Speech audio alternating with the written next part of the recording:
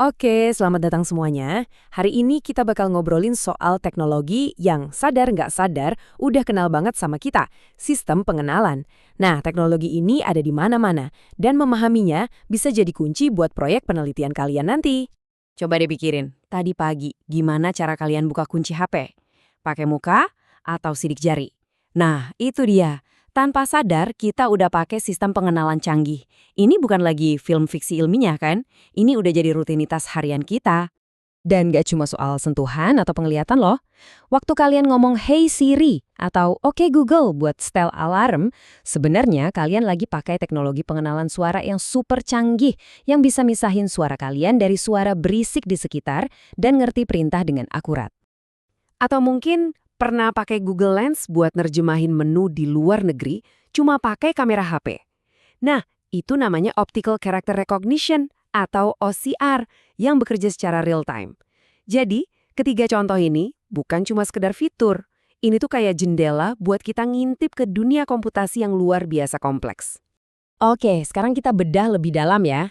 Semua contoh tadi, wajah, suara, teks, itu bukan sekedar fitur keren. Semuanya itu bagian dari satu bidang ilmu yang gede banget, namanya sistem pengenalan. Intinya, ini adalah sistem yang dirancang untuk bisa ngenalin, mengklasifikasi, dan merespons informasi dari dunia nyata secara otomatis. Tapi pertanyaannya, gimana caranya semua sihir ini bisa terjadi? Jawabannya ada di dapurnya, yaitu di perangkat kerasnya, di elektronika yang jadi fondasi semuanya. Yuk kita intip dalamannya. Ini dia jantungnya, sirkuit terpadu atau IC. Berkat teknologi VLSI, semacam seni memadatkan sirkuit jadi super kecil, kita bisa masukin miliaran transistor ke dalam sebuah chip mungil. Coba bayangin, chip Apple M3 di laptop terbaru itu isinya 37 kali miliar transistor.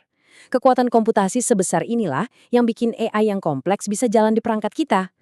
Dan yang keren, proses mikir yang berat ini seringnya terjadi langsung di perangkat kita, bukan dikirim ke cloud.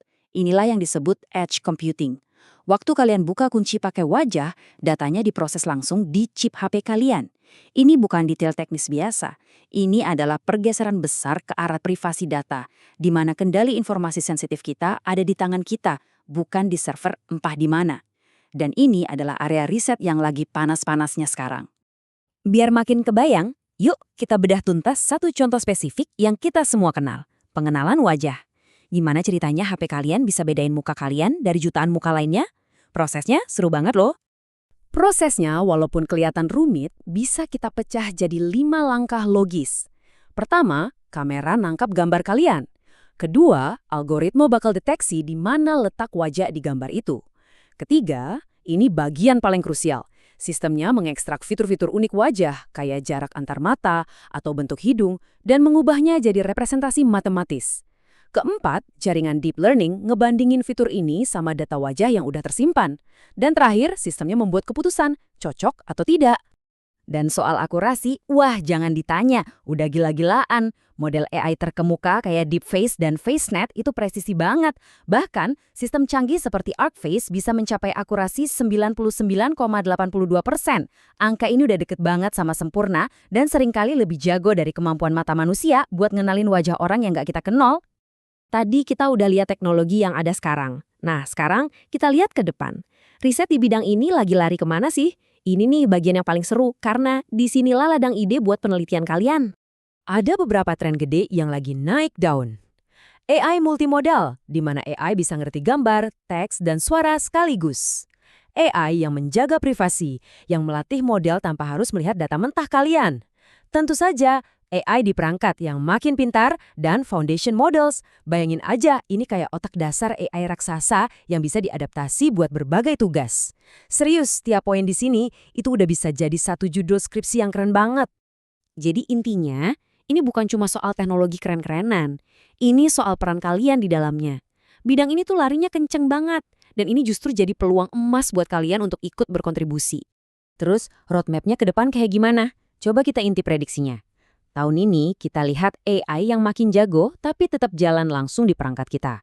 Beberapa tahun lagi kita bakal butuh banget standar privasi global untuk data biometrik. Mendekati akhir dekade ini, antar muka otak komputer bisa jadi kenyataan. Dan setelah 2030, kita ngomongin AI yang udah nempel di mana-mana di lingkungan kita. Nah, poin utamanya di sini apa? Jangan cuma lihat ini sebagai ramalan masa depan.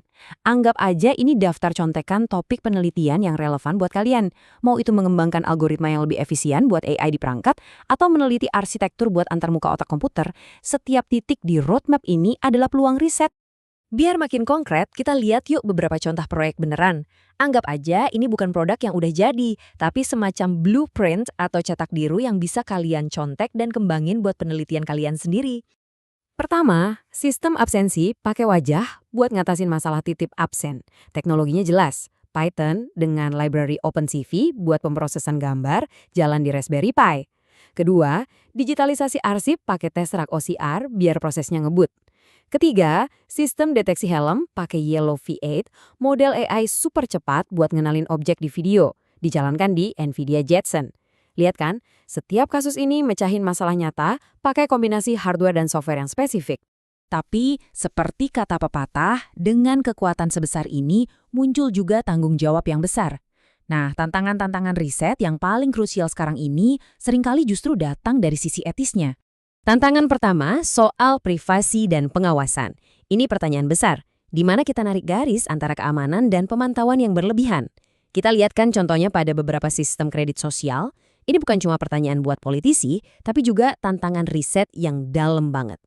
Kedua, dan ini krusial banget, bias algoritma. Ada studi dari MIT yang nunjukin hasil yang cukup mengejutkan, sistem pengenalan wajah ternyata 34% lebih sering salah untuk wanita dengan kulit lebih gelap.